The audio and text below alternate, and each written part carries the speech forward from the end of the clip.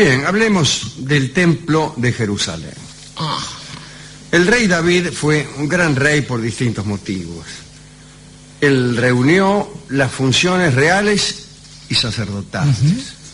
Creó una capital nacional y religiosa que fue Jerusalén, y a pesar de su perversidad ocasional, era un hombre de profundo sentimiento religioso, que también tenía cualidades artísticas. Según la tradición, era músico, poeta y salmista, con la profundidad que suele el salmo como género. Sí.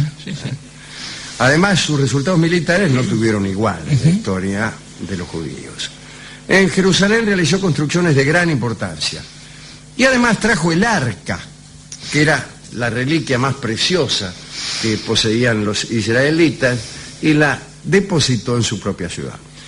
Pero a pesar de todo eso, no construyó un templo grandioso para albergar el arca.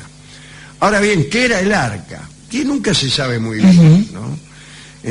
Se trataba, al parecer, de un humilde mueble religioso que originalmente contenía el pacto con Dios. Era simplemente un cajón de madera de 1,20 de largo y 75 de profundidad, sostenido por varas.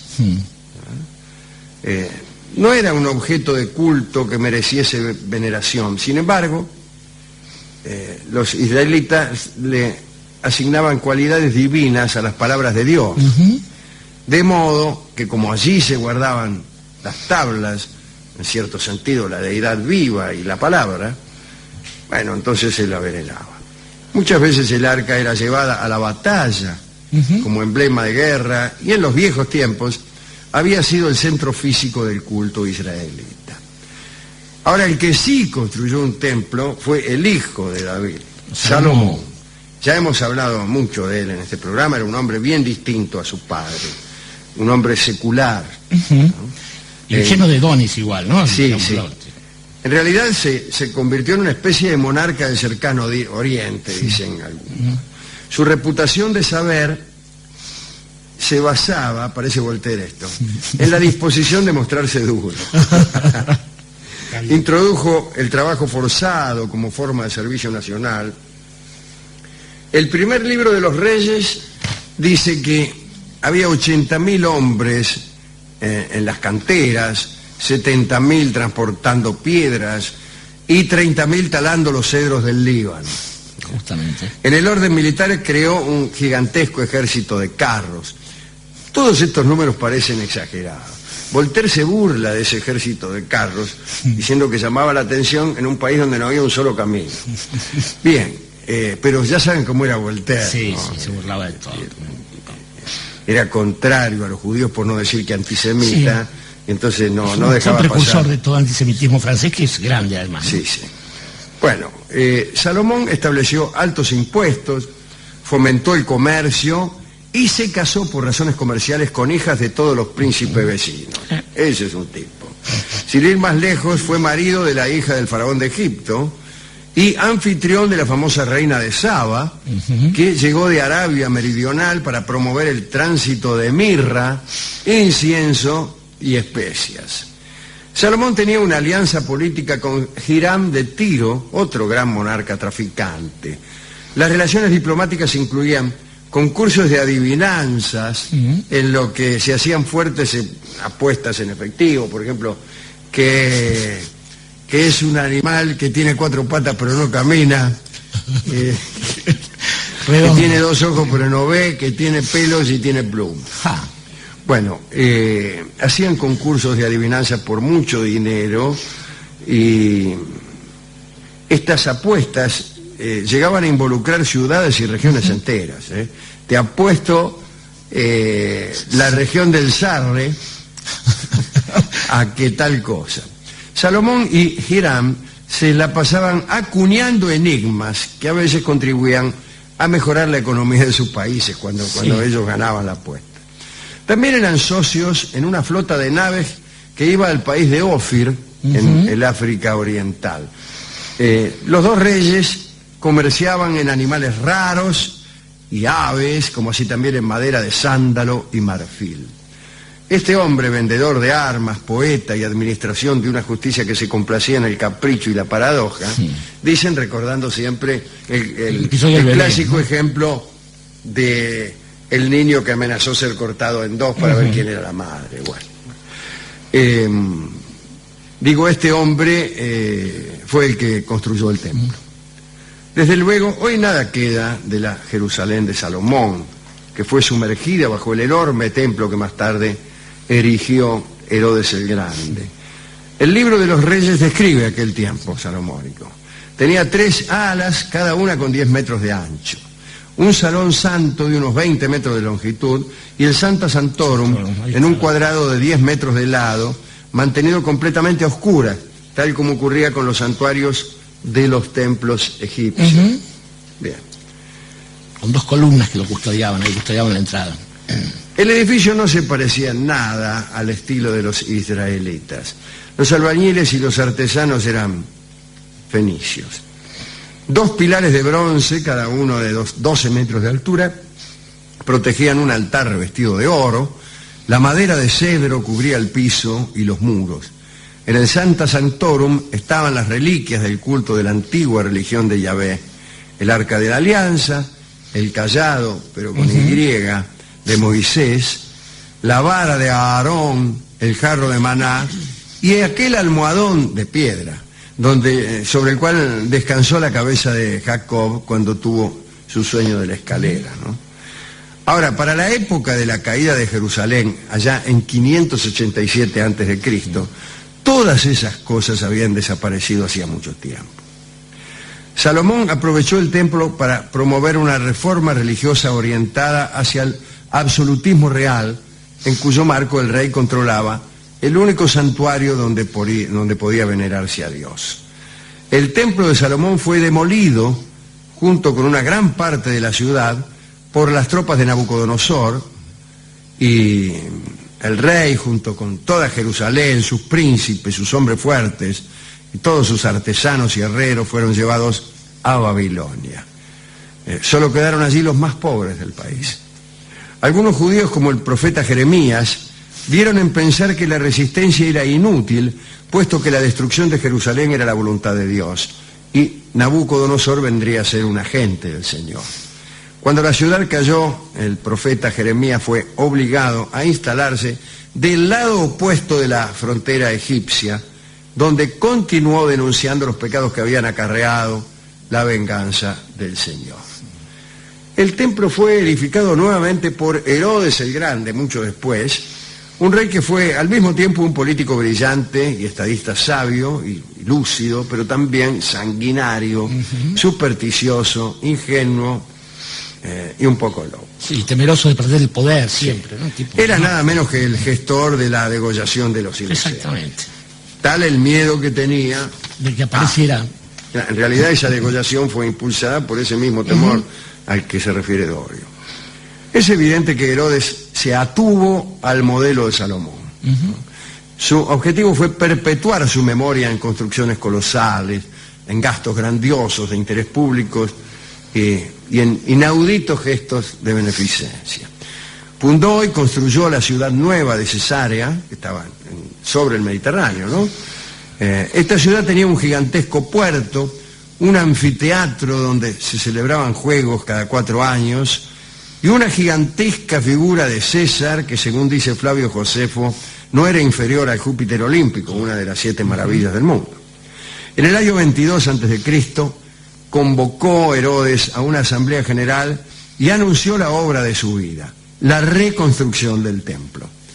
Para ello hubo que demoler lo que quedaba del templo de Salomón.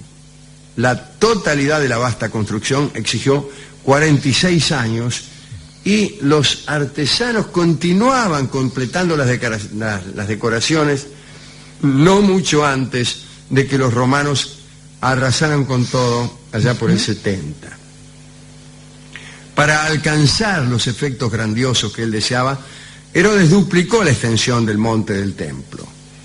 Había muros de sostén y puentes y portones a los que se accedía por rampas y escaleras.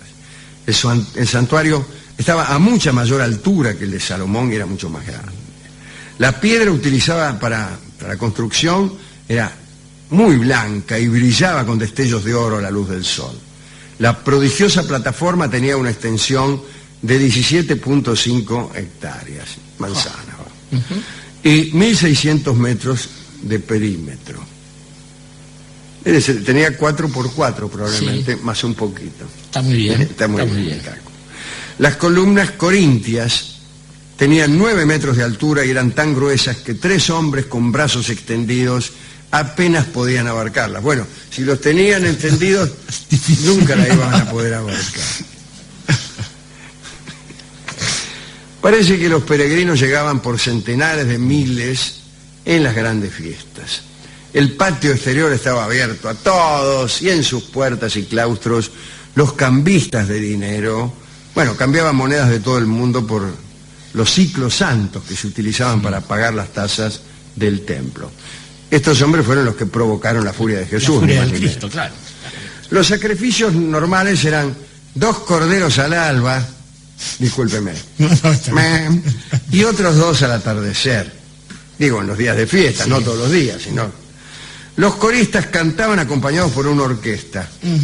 Cada año se consumían 2.700 kilos de incienso. Durante las peregrinaciones, cada asistente ofrecía por lo menos un sacrificio individual. De modo que miles de animales debían ser muertos en tiempos muy breves. Los judíos de todos los rincones de la diáspora aportaban dinero y vajilla y el lugar se convirtió en el tesoro general de toda la riqueza judía. En el año 66, después de Cristo, estalló la Gran Revuelta. Ya desde la muerte de Nerón, las relaciones entre los judíos y Roma se habían deteriorado. Además, un odio cada vez más acentuado fue creciendo entre griegos y judíos. Los gentiles helenizados eran la élite de Palestina. Ellos integraban la clase de los ricos y fueron desarrollando, a semejanza de los griegos de Alejandría, un sentimiento antisemita. En esa época comenzaron las fábulas en contra de los judíos que se repetían interminablemente. Fábulas que hablaban de adoración a los asnos o sacrificios humanos. También se decía que evitaban la carne de cerdo porque eran propensos a enfermar de lepra. Los romanos, que en principio eran buenos amigos, fueron distanciándose a partir de la adopción del culto al emperador que los judíos se negaron a respetar. En el año 66, la guarnición romana, mayoritariamente integrada por griegos, fue atacada y masacrada. Desde el comienzo, la Gran Revuelta fue una guerra civil y racial entre griegos y judíos. Pero fue también una guerra civil entre judíos porque la clase alta de Jerusalén apareció identificada con los griegos. Claro. Ese es el asunto.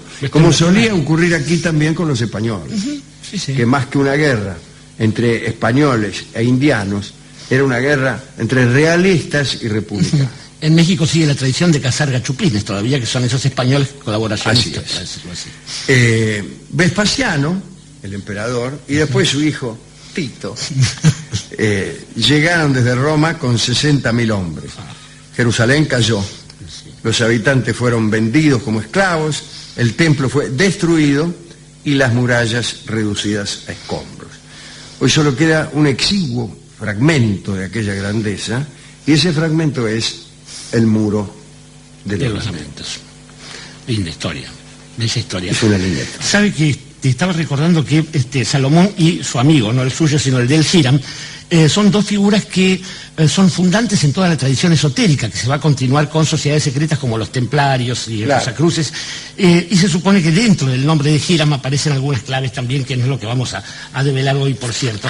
Pero pensaba más, Alejandro, en esta historia de un rey como Salomón, lleno de méritos y además de cierta capacidad de disfrute que su padre David había evitado y que no estaba bien vista, un hombre demasiado propenso a placeres que él se podía permitir en base a su excelencia respecto del resto de los habitantes del reino. Y en ese sentido creo que hay una vieja tradición que todavía se mantiene en algunos ríos de la patria, que dice que nadie hablaría bien de un remero por su excelencia individual al remar. porque si un tipo no funciona laburando como los otros, el Claro, bote se va al diablo. claro. Y en ese sentido, justamente me parece que la mejor lección de las caídas de algunos de estos imperios es que esos reyes que tanto se destacaron como figuras individuales olvidaron ciertamente la única voluntad que es la que sirve a los efectos de producir cambios en la historia. Sabemos que los líderes tienen que estar, sí, a la cabeza de los movimientos, pero respetando esa fuerza que sale desde el alma del pueblo. Dijo Lo también... ideal es que una voluntad, dijo alguien, sea respetada, no por omnímoda, sino por compartida. Bien, y justamente por eso iremos con los dirigentes a la cabeza o con la cabeza de los dirigentes. Decía que esa voluntad, y seguramente al pensar en ella de una manera despectiva, Salomón pensó más en la belleza de Belkis, que así era el nombre de la reina de Saba. Digo, esa voluntad del pueblo se ha demostrado que es la única voluntad que es realmente divina. Y divina es el tango que escucharemos en el estupendo solo de bandoneón que ha realizado Roberto Di Filippo.